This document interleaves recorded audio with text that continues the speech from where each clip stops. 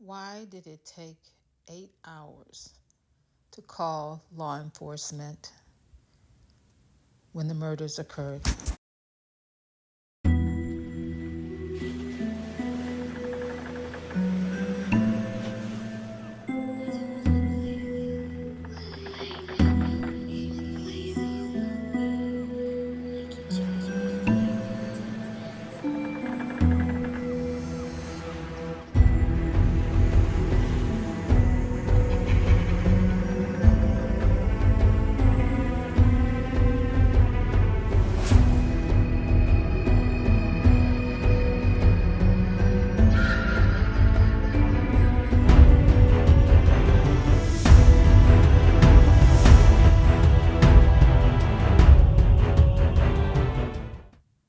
Welcome to Twisted Tales of True Crime. Hi, on some of my social media platforms, I'm known as auntteadee, but here you can just call me Deborah. Today, I want to discuss the 8-hour elephant in the room and also what happens to people when they are caught off guard and somebody breaks into their home and invades their space and attacks them or approaches them. One of the most impressionable things that has happened to me in my lifetime happened when I was at the age of 5 or 6 years old. I was so young.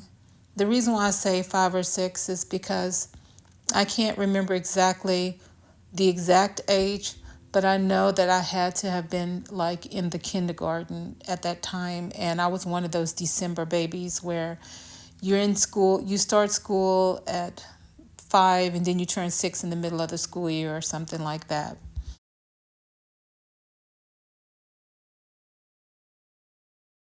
Idaho. Tonight we are in front of the Moscow Police Department, and you may be asking why. It's been about 3 weeks since the horrific stabbing death of 4 college students at the University of Idaho. 3 weeks since we lost Zayna, Maddie, Kaylee, and Ethan. 3 weeks and still the police have no suspect or person of interest. The community has been left in limbo, left with more confusion and more questions. We are on the hunt for answers for them. Moscow deserves answers. The students of the university deserve answers.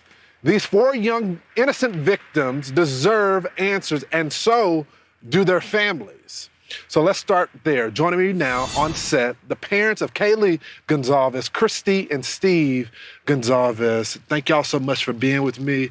You guys have been so transparent and strong for the public. Christy, you called the person that did this the boogeyman. Yeah. What did you mean by that? It's literally like what nightmares are made of. Like when you're a little kid and you think of the boogeyman, that's just how I feel. Like that's just the horrific details of everything. Them just having a good time, going home and going to bed, and this happening to them. Your best friend crawling into bed. Just crawling in bed. Every and girl the in boogeyman America comes. knows what that's The like. boogeyman doesn't, meet you at McDonald's. I mean, the boogeyman comes and snatches you out of your bedroom. Well, when I first began to hear this case, I didn't really gravitate exactly to the case until,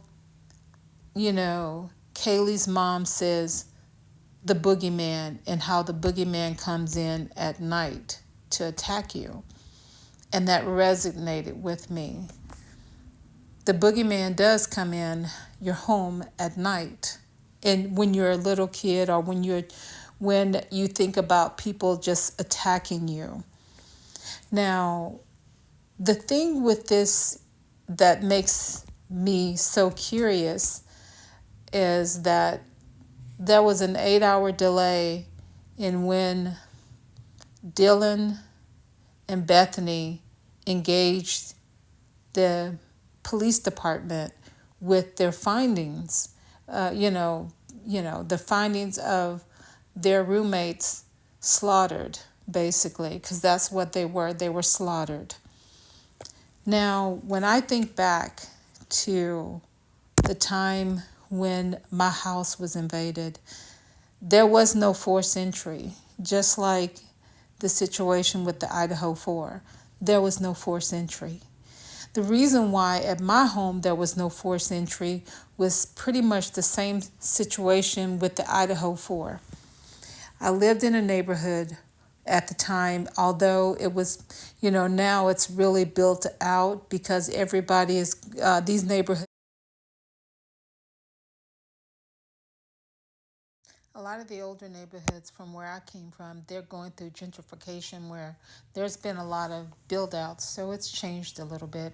But back in the day when this home invasion, if I call it, happened to me, our bathroom lock on the bathroom locked from outside, so anybody can actually unlock it from the outside and come in because it locked from the outside, which was quite odd. You can still lock the window and lock people out from coming in, but we only had it locked from the outside. We never thought, at least my parents never thought, somebody would just break into our home. We had much for somebody to even want to break into our home and to steal anything or harm us. Well, there was someone that broke into our home. And when he broke into our home, he woke me from my sleep. And when he woke me from my sleep, he had taken all of my clothes off and was just touching on me, and that startled me. And then I looked and realized what he had done, because when you're a child, 5 or 6, your parents come in all the time and they may want to change your shirt out or something and put something else on, because I was used to my parents possibly seeing my mom seeing me fall asleep sometime with jeans on, and she would wiggle me out of my jeans and let me sleep in my underwear and shirt because she didn't want to go through the whole hassle of trying to put me in my pajamas. So perhaps I was used to my mom doing that. But it wasn't the case. I was dead in my sleep. It was very late at night. It could have been like at 1 or 2 o'clock at night. We were all asleep, the whole house. The irony of the thing is, I shared a room space with my younger siblings, and none of them were awakened. But when I was startled out of my sleep, I started to scream, and the man, I should say, told me not to scream. And I was so frightened, I listened to what he said. And I started thinking about this case and what could have possibly happened in those moments when these young adults were murdered, especially if one person did it, an assailant. You can't just kill one person without the other person trying to attack and doing something, if they could possibly do that.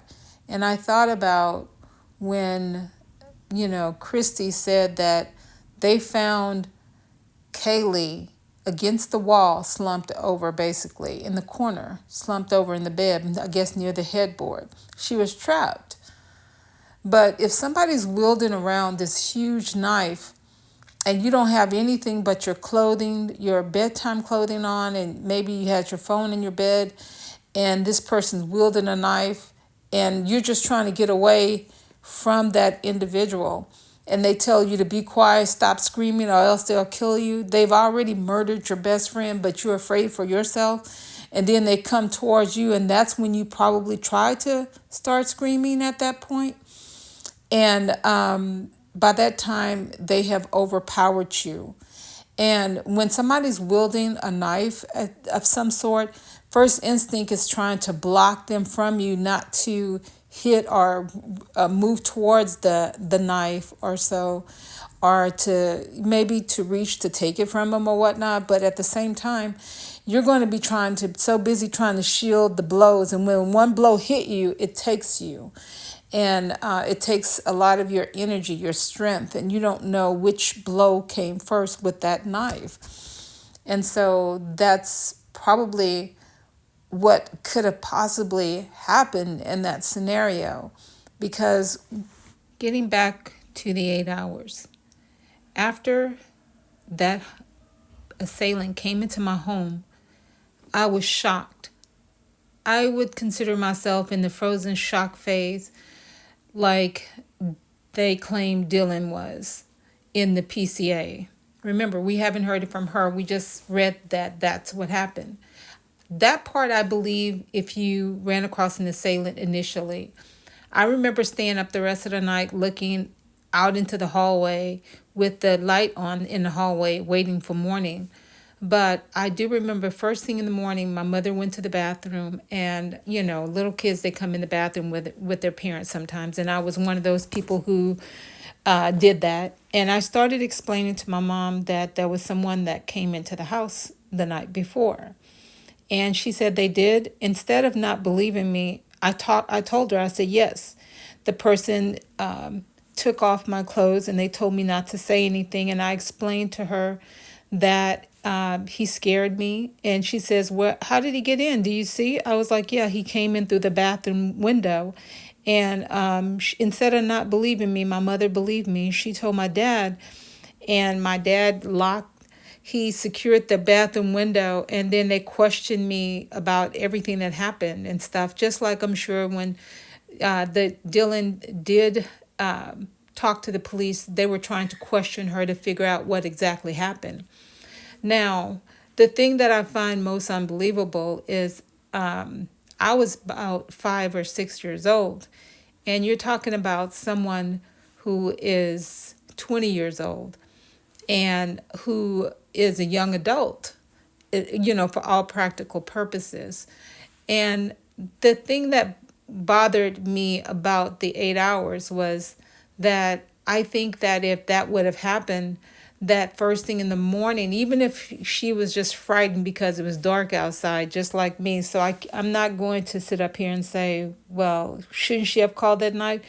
She could have been so frozen, scared that she was just waiting for daylight, and then she wanted to call somebody over so that she wouldn't be alone because she suspected certain things could have happened in the house. So that's why I think that it's practical for her to have called somebody over, because it's not like she had a parent or some older adult older than she was in the house. And she was frightened. She probably suspected something, she just didn't know what. So that's what I would believe. But when it comes to, other people in the home, like that were there, like Bethany on the first floor, I don't know if she would have heard that all the way up. I just don't know. But definitely Dylan, I can see her hearing a lot more. And that 8 hours is puzzling to me. To wait, and you can't tell me you went back to sleep, because honestly, as when that happened to me, I didn't go to sleep the rest of the night. I just was laid awake with my eyes open, waiting for an opportunity to talk to my mom. I was frozen, so I know what that is like. And my mom's and my dad's instructions to me was for me to, next time it happened, for me to scream and to let them know. What do you think you guys would have done? Would you have immediately gotten out of your bed and alerted your parents or whatnot, or alerted someone else?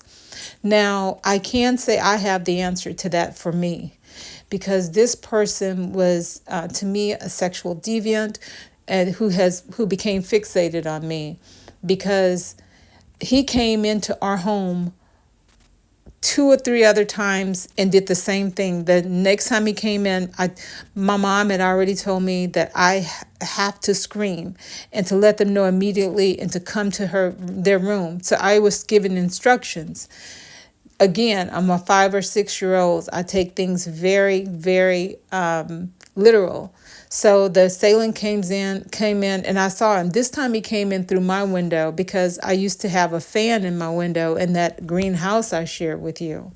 So He came into the window, and I told him what my mother said. See, I was still in a kid's mindset. He could have just grabbed me. I said, my mom told me that if you touch me, to scream. I said, so if you touch me, I'm going to scream. And I told him that, and he says, don't scream. He didn't try to hurt me physically. He just said, just wait and you can scream after I leave. I'm a little confused because I didn't have the instructions on that. See, Bethany is different. She was an older person. She's 20 years old. According to the PCA, she was just saw the person who came into the house.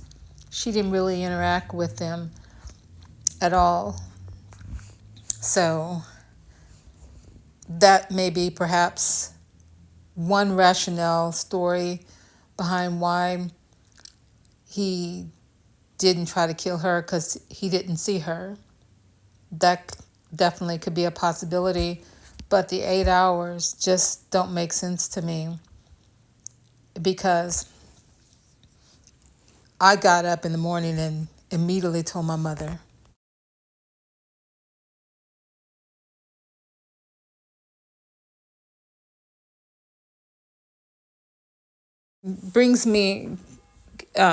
Makes me remember when I was young and he spoke that.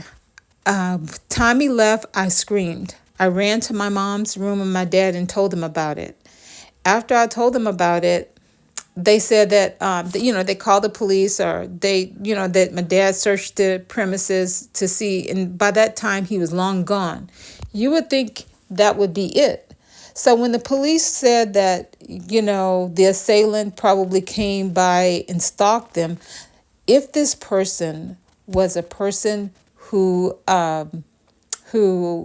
was stalking them, he would have been doing this many, many times. I don't know if 12 times, like they said that Kohberger did, but somebody who's obsessed with you, there's probably countless number, way over that. But I do believe that this person saw me in the neighborhood, because one day when I was walking with my sister, I noticed him and I pointed him out to my sister.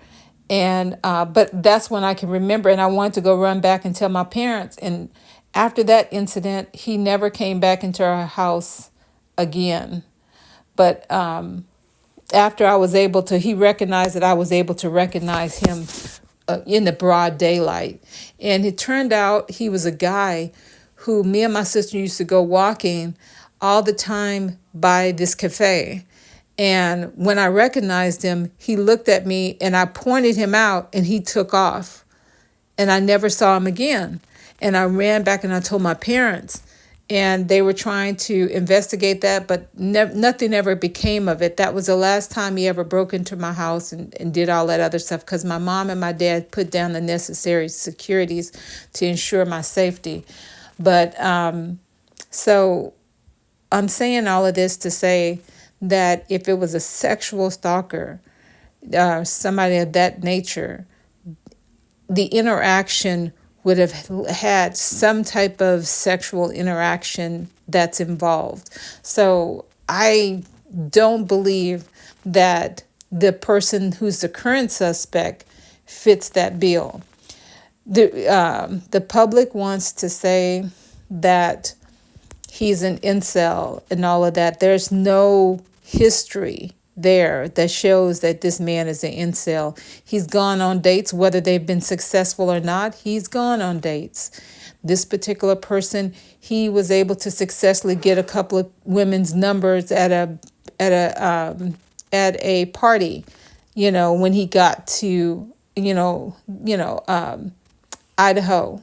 So him being the kind of person that's can't approach women, I don't believe that. I don't believe that's the story we should be following. That's just something that they want us to hang on to. I want to focus on the facts. And this 8 hours is a fact. And it's going to come into evidence. How long did it take? I was a 5 or 6 year old child, and I let my parents know first thing in the morning when it became daylight. Hear me out. Daylight. Soon as the day broke. I wasn't in no frozen shock fate right then at all. That was long gone. I was frozen because it was dark at night. I was scared. And, even though I still had the history of fear that evening, the night before, I was in the safe zone around people who I can trust. So her calling people over, I can understand that.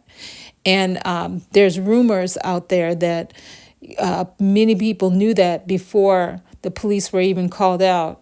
I can actually believe that as being valid, a valid truth there, although we know that it's alleged rumors. But I can believe that because it's clear as day. That was what I wanted to make sure that I communicated because I wanted to feel safe. So the 8 hours also, if that was not the case, that's enough time to do some cleanup work, if there's some cleanup work to be done. They said they found a latent footprint. They found a latent footprint right outside of Dylan Mortenson's room. Now, if we're following the facts and simply following the facts, then the shoes that were recovered from Bryan Kohberger didn't seem like they were Converse of any type. So some of the bags that came out of the home had those type. It could be possible that those footprints, those latent footprints, are Dylan's or someone else in the house, which is not unusual. You should be able to see their footprints all throughout their house, and that's not suspicious when it comes to them. The thing that I find that's suspicious is the 8 hours. Now, I'm not accusing anyone of being involved on anything. I'm just following the evidence. Everything that I talk about is just my opinion. These are alleged things that I'm just, that I am thinking through logically. And this is just speculation and for entertainment purposes only, and just to try to search for the truth. Many cases that have happened when people are involved in a crime or people have knowledge of it and they know it happened, they don't like to be the one to discover it because they figure that if they are the ones to call and they are having the crime to be discovered, they don't want to be implicated, even if they had nothing to do with it. It's always a fear. So I can only imagine that morning, if you call your friends over and you know that you heard all this noise and you possibly suspected that someone in your home, your friends, were hurt. So you've already reached out to them on your cell phone to see if they would respond. No response. Only response you got was Bethany. So you don't want to be the one to discover them. Neither does, Dylan or Bethany. They want other people because that's what happens when, a person is faced with these type of circumstances. They want outsiders to help them discover that. What do you guys think about what I've been dialoguing about? I'm curious. Do you think that there's something suspicious too about this 8 hours? Do you think that the police have not done enough investigating of everybody, everything? I don't think that the police have done their due diligence because Bryan Kohberger, a lot of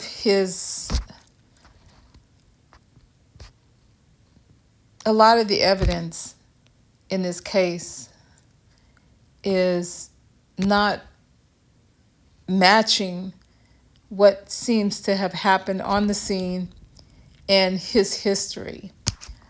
I hope that if he is the assailant, that they have more evidence.